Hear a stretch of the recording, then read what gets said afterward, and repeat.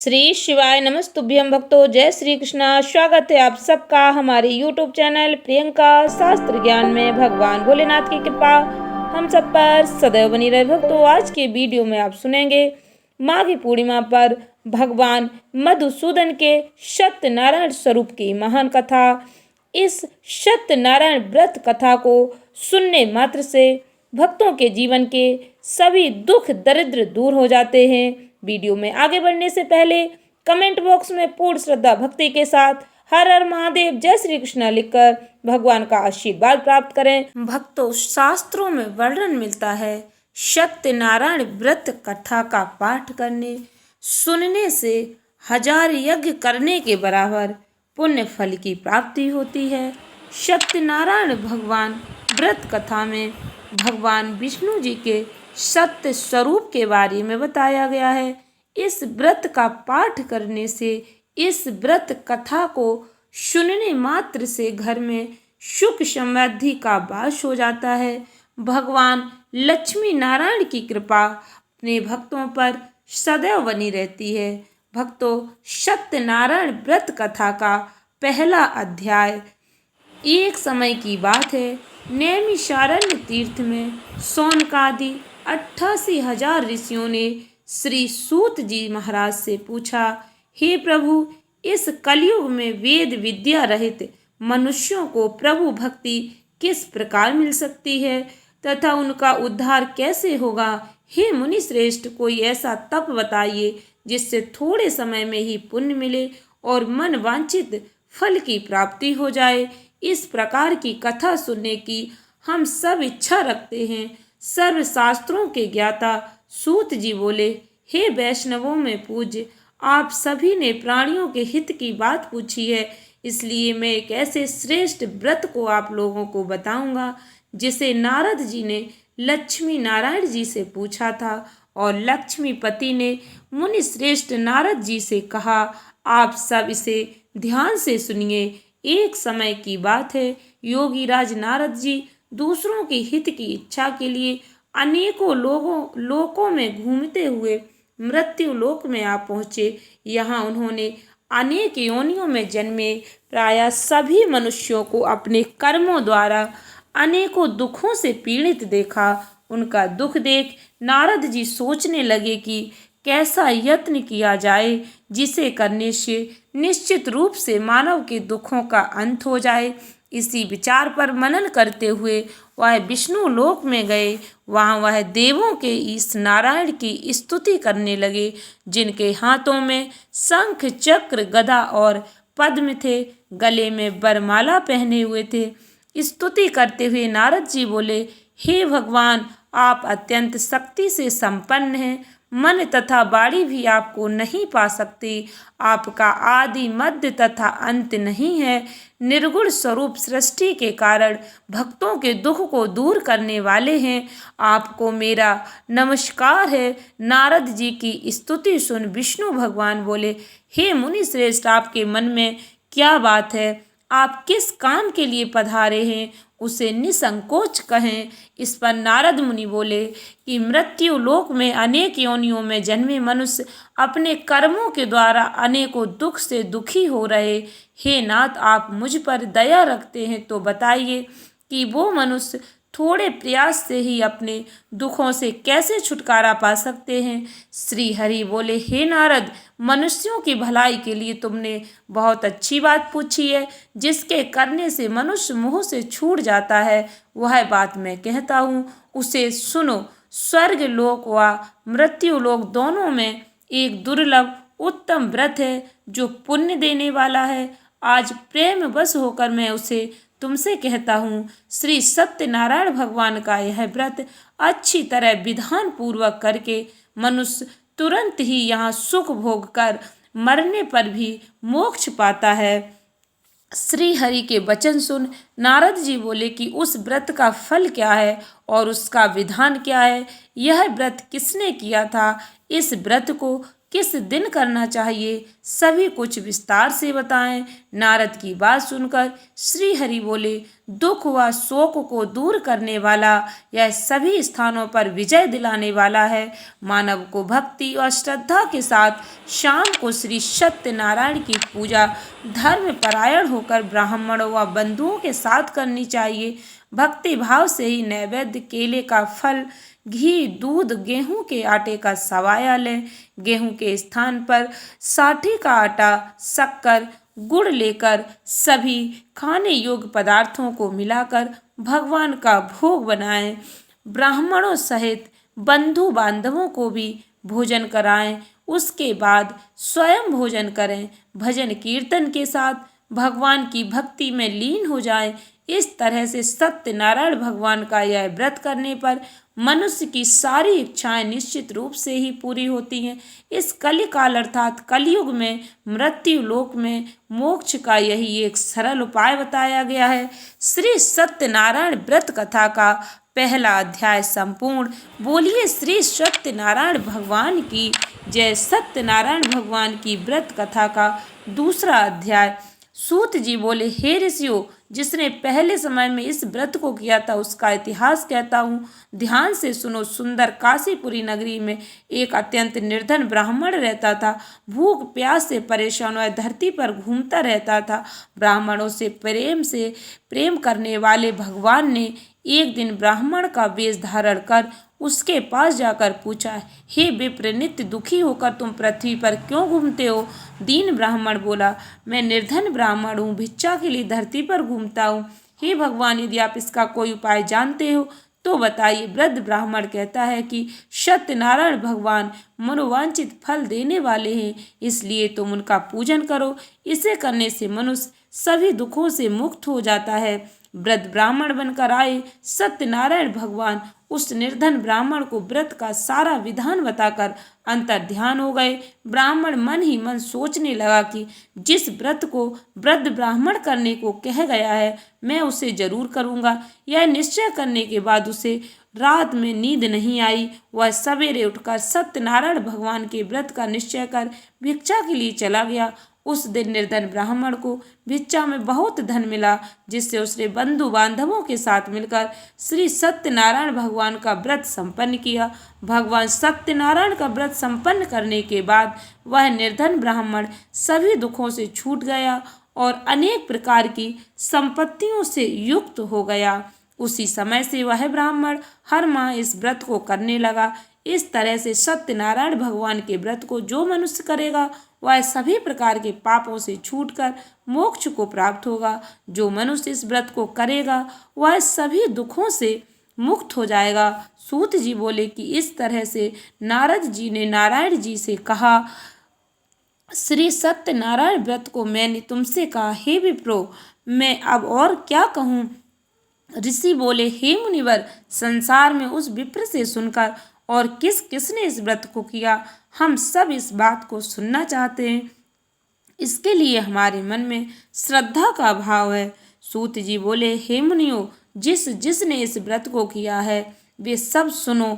एक समय वही विप्र धन व ऐश्वर्य के अनुसार अपने बंधु बांधवों के साथ इस व्रत को करने को तैयार हुआ।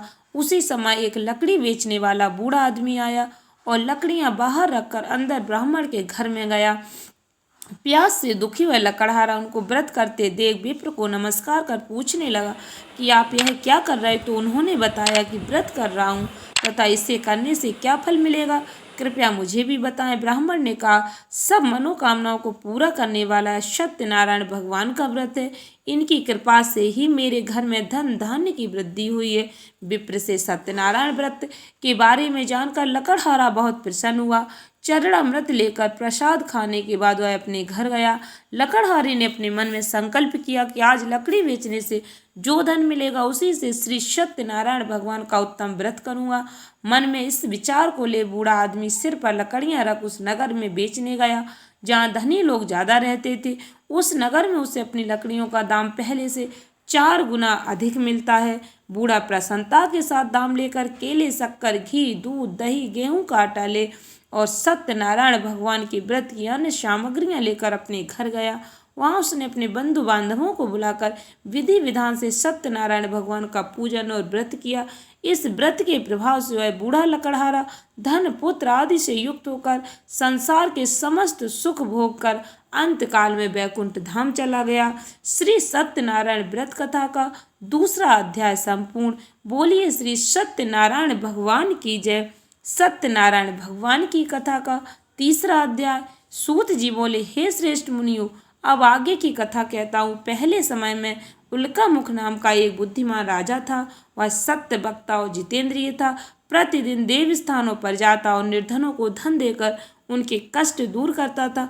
उसकी पत्नी कमल के समान मुख वाली सती साध्वी थी। भद्रशिला नदी के तट पर उन दोनों ने श्री सत्यनारायण भगवान का व्रत किया। उसी समय साधु नाम का एक वैश्य आया। उसके पास व्यापार करने के लिए बहुत सा धन भी था। राजा को व्रत करते देखकर वह विनय के साथ पूछने लगा, हे राजन, भक्ति भाव से पूर्ण होकर आप यह क्या कर रहे हैं? मैं सुनने की इच्छा रखता हूँ, तो आप मुझे बताएं।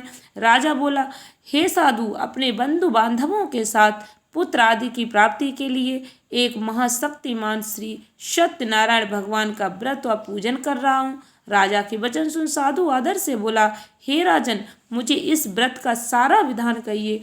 आपके कथन अनुसार मैं भी इस व्रत को करूँगा। मेरी भी संतान नहीं और इस व्रत को करने से निश्चित रूप से मुझे संतान की प्राप्ति होगी। राजा से व्रत का सारा विधान सुन व्यापार से निवृत्त हुआ है अपने घर गया। साधु वैश्य ने अपनी पत्नी को संतान देने वाले इस व्रत का वर्णन कह सुनाया और कहा कि जब मेरी संतान होगी तब मैं इस व्रत को करूँगा। साधु ने इस तरह के वचन अपनी पत्नी लीलावती से कहे। एक दिन लीलावती पति के साथ आनंदित हो सांसारिक धर्म में प्रवृत्त होकर सत्यनारायण भगवान की कृपा से गर्भवती हो गई। 10वें महीने में उसके गर्भ से एक सुंदर कन्या ने जन्म लिया। दिनों दिन वह ऐसे बढ़ने लगी जैसे कि शुक्ल पक्ष का चंद्रमा बढ़ता है। माता पिता ने अपनी कन्या का नाम कलावती रखा। एक दिन लीलावती ने मीठे शब्दों में अपने पति को याद दिलाया कि आपने सत्यनारायण भगवान के जिस व्रत को करने का संकल्प किया था उसे करने का समय आ गया है। आप इस व्रत को करिए। साधु बोला कि हे प्रिय, इस व्रत को मैं उसके विवाह पर करूँगा। इस प्रकार अपनी पत्नी को आश्वासन देकर वह नगर को चला गया। कलावती पिता के घर में रहकर वृद्धि को प्राप्त हुई, बड़ी हो गई। साधु ने एक बार नगर में अपनी कन्या को सखियों के साथ देखा तो तुरंत ही दूत को बुलाया और कहा कि मेरी कन्या के योग्य वर देख कर आओ। साधु की बात सुनकर दूत कंचन नगर में पहुंचा और वहां देखभाल कर लड़की के सुयोग बाड़िक पुत्र को ले आया। सुयोग्य लड़के को देख साधु ने बंधु बांधवों को बुलाकर अपनी पुत्री का विवाह कर दिया। लेकिन दुर्भाग्य की बात यह कि साधु ने अभी भी श्री सत्यनारायण भगवान का व्रत नहीं किया। इस पर श्री भगवान क्रोधित हो गए और श्राप दिया कि साधु को अत्यधिक दुख मिले। अपने कार्य में कुशल साधु बनिया जमाई को लेकर समुद्र के पास स्थित रत्नासारपुर नगर में गया। वहां जाकर दामाद ससुर दोनों मिलकर चंद्रकेतु राजा के नगर में व्यापार करने लगे।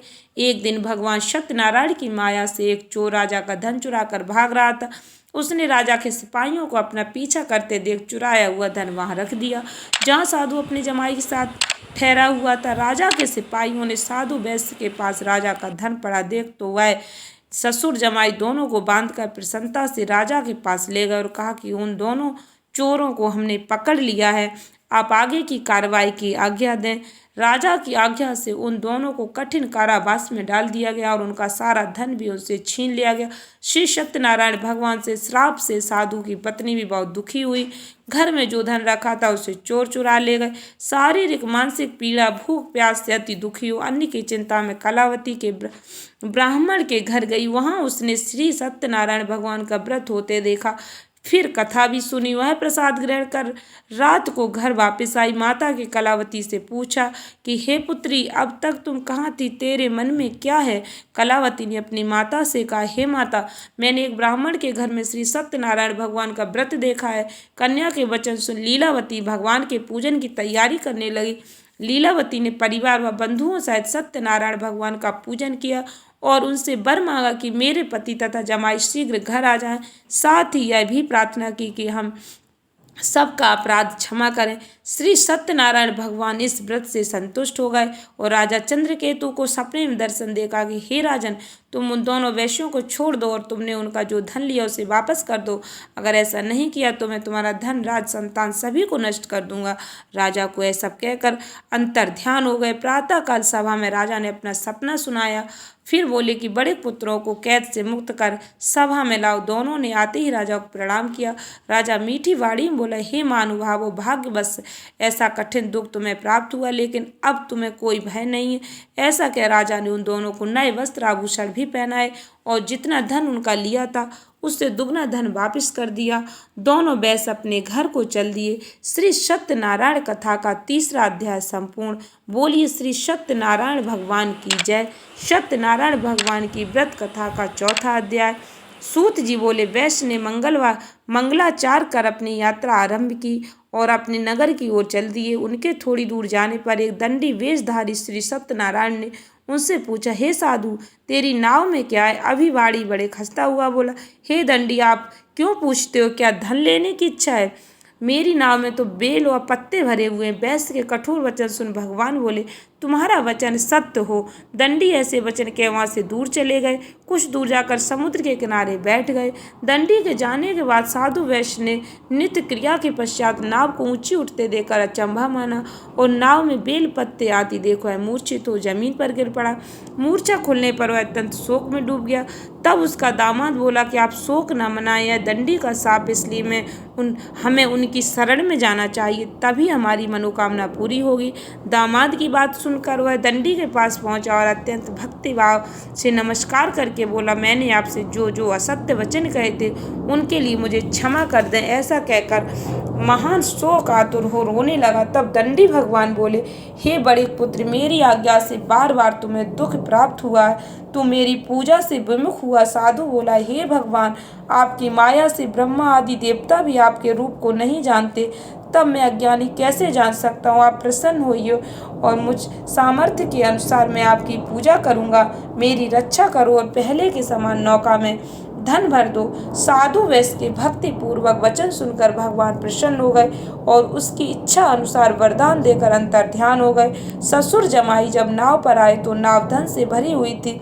फिर वहीं अपने अन्य साथियों के साथ सत्यनारायण भगवान का पूजन कर अपने नगर को चल दिए। जब नगर के नजदीक पहुंचे तो दूत को घर पर खबर करने के लिए भेज दिया। दूत साधु की पत्नी को प्रणाम कर कहता है कि मालिक अपने दामाद सहित नगर के निकट आ गए हैं। दूत की बात सुन साधु की पत्नी लीलावती ने बड़े हर्ष के साथ सत्यनारायण भगवान का पूजन कर अपनी पुत्री कलावती से कहा कि मैं अपने पति के दर्शन को जाती हूँ, तू कार्य पूर्ण कर शीघ्र आ जा। माता के ऐसे वचन सुन कलावती जल्दी में प्रसाद छोड़ अपने पति के पास चली गई। प्रसाद की अवज्ञा के कारण श्री सत्यनारायण भगवान रुष्ट हो गए और नाव सहित उसके पति को पानी में डुबो दिया। कलावती अपने पति को न पाकर रोती हुई जमीन पर गिर गई। नौका को डूबा हुआ देख वह कन्या को रोता देख साधु दुखी होकर बोला कि हे प्रभु, मुझसे तथा मेरे परिवार से जो भूल हुई उसे क्षमा करें। साधु के दीन वचन सुनकर श्री सत्यनारायण भगवान प्रसन्न हो गए और आकाशवाणी, हे साधु, तेरी कन्या मेरे प्रसाद को छोड़कर आई, इसलिए उसका पति अदृश्य हो गया। यदि वह घर जाकर प्रसाद खाकर लौटती है तो इसे उसका पति अवश्य मिलेगा। ऐसी आकाशवाणी सुन कलावती घर पहुंचकर प्रसाद खाती है और फिर आकर अपने पति के दर्शन करती है। उसके बाद साधु अपने बंधु बांधवों सहित श्री सत्यनारायण भगवान का विधि विधान से पूजन करते, इस लोक का सुख भोग अंत में स्वर्ग को प्राप्त होते हैं। श्री सत्यनारायण व्रत कथा का चौथा अध्याय संपूर्ण। बोलिए श्री सत्यनारायण भगवान की जय। सत्यनारायण भगवान की व्रत कथा का पांचवा अध्याय। सूत जी बोले, हे ऋषियों, मैं और भी एक कथा सुनाता हूँ, इसे भी ध्यान पूर्वक सुनो। प्रजा पालन में लीन तुंग ध्वज नाम का एक राजा था। उसने भी भगवान का प्रसाद त्याग कर बहुत ही दुख प्राप्त किया। एक बार वन में जाकर वन पशुओं को मार कर आए, बढ़ के पेड़ के नीचे आया। उसने ग्वालों को भक्तिभाव से अपने बंधुओं सहित सत्यनारायण भगवान का पूजन करते देखा। अभिमानवश राजा ने उन्हें देखकर भी पूजा स्थान में नहीं गया और न ही उसने भगवान को नमस्कार किया। ग्वालों ने राजा को प्रसाद दिया, लेकिन उसने वह प्रसाद नहीं खाया और प्रसाद को वहीं छोड़वाए अपने नगर को चला गया। जब वह नगर में पहुंचा तो वह सब कुछ तहस नहस हुआ पाया तो वह शीघ्र ही समझ गया कि यह सब भगवान ने ही किया। दोबारा ग्वालों के पास पहुंचा और विधि पूर्वक पूजा करके प्रसाद खाया तो श्री सत्यनारायण भगवान की कृपा से सब कुछ पहले जैसा हो गया। दीर्घ काल तक सुख भोगने के बाद मरणोपरांत उसे स्वर्ग लोक की प्राप्ति हुई। जो मनुष्य परम दुर्लभ इस व्रत को करेगा तो भगवान सत्यनारायण की अनुकंपा उसे धन से परिपूर्ण कर देगी। निर्धन धनी हो जाता है, भय मुक्त हो जीवन जीता है, संतानहीन मनुष्य को संतान सुख मिलता है और उसके सारे मनोरथ पूर्ण होने पर वह मानव अंत काल में बैकुंठ धाम को जाता है। सूत जी बोले, जिन्होंने पहले इस व्रत को किया है अब उनके दूसरे जन्म की कथा कहता हूँ। वृद्ध सतानंद ब्राह्मण ने सुदामा का जन्म लेकर मोक्ष की प्राप्ति की। लकड़हारे ने अगले जन्म में निषाद बनकर मोक्ष प्राप्त किया। उल्का मुख नाम का राजा दशरथ होकर बैकुंठ को प्राप्त हुए। साधु नाम के वैश्य ने मोरध्वज ध्वज बनकर अपने पुत्र को आरे से चीरकर मोक्ष प्राप्त किया। महाराज तुंग ध्वज ने स्वयंभू होकर भगवान में भक्ति युक्त होकर कर्म कर मोक्ष पाया। श्री सत्यनारायण व्रत कथा का 5वां अध्याय संपूर्ण। बोलो श्री सत्यनारायण भगवान की जय। भक्तों, सत्यनारायण व्रत कथा सभी भक्तों को अवश्य सुननी चाहिए। आशा करती हूँ वीडियो अच्छी लगी होगी, उपयोगी लगी हो तो सत्यनारायण व्रत कथा अधिक से अधिक मित्रों को शेयर करें। धन्यवाद भक्तों। श्री शिवाय नमस्तुभ्यम।